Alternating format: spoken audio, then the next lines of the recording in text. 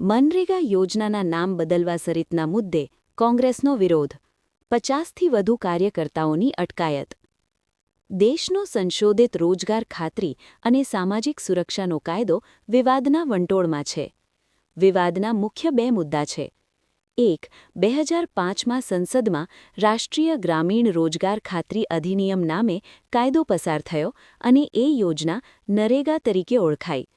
ટૂંક સમયમાં જ એ યોજના Mahatma Gandhi national rural employment guarantee act MGNREGA મનરેગા તરીકે ઓળખાઈ. 2025 એટલે 20 વર્ષ બાદ સંસદમાં કાયદામાં સુધારો કરી નવા નામ સાથે અવતરી છે. આ યોજનાનું બિલ સંસદમાં વિકસિત ભારત ગેરંટી ફોર રોજગાર એન્ડ આજીવિકા મિશન ગ્રામીણ નામે મુકાયું અને પસાર થયું. હવે એને VBG રામજી તરીકે પ્રચલિત કરવામાં આવી રહ્યું છે. રાષ્ટ્રપતિ દ્રૌપદી મુર્મુએ તેને મંજૂરી પણ આપી દીધી છે. વિરોધ પક્ષ દ્વારા ઉગ્ર ચર્ચાનો વિષય બન્યો છે. સત્તાપક્ષની રજૂઆત એ છે કે રોજગાર અને આજીવિકાને હિન્દી નામ આપવાથી રામજી બને છે તે માત્ર સંયોગ છે અને લોકકલ્યાણની તીવ્ર ભાવના છે, તેથી ખાતરી સાથે રોજગારના દિવસો 100થી વધારી 125 કર્યા છે. ગુજરાત પ્રદેશ કોંગ્રેસ સમિતિના માર્ગદર્શન હેઠળ અને વડોદરા શહેર જિલ્લા કોંગ્રેસ સમિતિ દ્વારા આજે મનરેગા યોજનાના નામમાં ફેરફાર તથા કાયદાને નબળું પાડવાના સરકારના પગલાં સામે આક્ષેપો સાથે કાર્યક્રમ યોજવામાં આવ્યો હતો. મહાત્મા ગાંધીના નામ અને તેમના મૂલ્યો સાથે જોડાયેલી મનરેગા યોજનામાં ફેરફાર શ્રમિકો અને ગ્રામીણ ગરીબો સાથે અન્યાય સમાન હોવાનું કોંગ્રેસે જણાવ્યું હતું. વડોદરાના ગાંધીનગર ગૃહ ખાતે યોજાયેલા આ વિરોધ કાર્યક્રમમાં મોટી સંખ્યામાં કોંગ્રેસના આગેવાનો અને કાર્યકર્તાઓ હાજર રહ્યા હતા.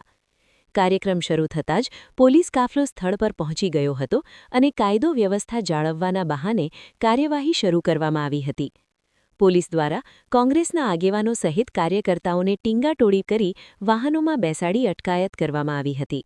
અંદાજે 50થી વધુ કાર્યકર્તાઓને ડિટેઇન કરવામાં આવ્યા હતા.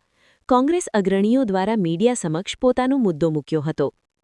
ગાંધીનગર ગૃહ ખાતે મહાત્મા ગાંધીજીનું અપમાન, ગરીબલક્ષી મનરેગા કાયદો આ લોકોએ એકી ઝાટકે રદ કર્યો. તમે જોઈ શકો છો, તમે સાક્ષી છો. અહીંયા હજુ મહાત્મા ગાંધીજીનું અહીંયા અમે આગળ ગાંધી ચિંધ્યા માર્ગે અહીંયા ખાલી આંદોલન કરી રહ્યા છે. ત્યાં સુધીમાં અમને બોલવા બી નથી દીધું.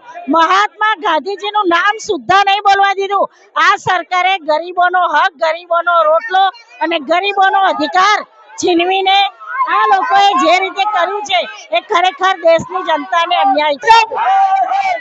આ દેશની સૌથી મોટી મહાત્મા ગાંધી રોજગાર ગ્રામીણ યોજના જે માનનીય ડોક્ટર મનમોહન સિંહ દ્વારા 2005માં શરૂ કરવામાં આવી, મહાત્મા ગાંધી રાષ્ટ્રીય પિતાના નામથી આ યોજના આ દેશના હજારો લાખો ગામડાઓમાં સામાન્ય અને મધ્યમ વર્ગના જે લોકો છે એમને 100 દિવસની રોજગાર ગેરંટી આપવા માટે થઈને આ યોજનાની શરૂઆત કોંગ્રેસની સરકારમાં જે તે વખતે કરવામાં આવી હતી અને મહાત્મા ગાંધીજીનું નામ આપવામાં આવ્યું હતું. પરંતુ આ તાનાશાહી લોકો મહાત્મા ગાંધીજીનું નામ પણ આ યોજનામાંથી હટાવી દઈને જે રીતનો આ મહાત્મા રાષ્ટ્રપિતાની સાથેનું જે અપમાન કર્યું છે એના વિરોધમાં આજે જિલ્લા કોંગ્રેસ અને શહેર કોંગ્રેસ સમિતિ દ્વારા કે ભાઈ ગાંધીજીનું નામ આ યોજનામાંથી હટાવવા ના આવે, એ નામ સાથે રાખવામાં આવે, જેને લઈને અહીંયા દેખાવો કરી રહ્યા હતા.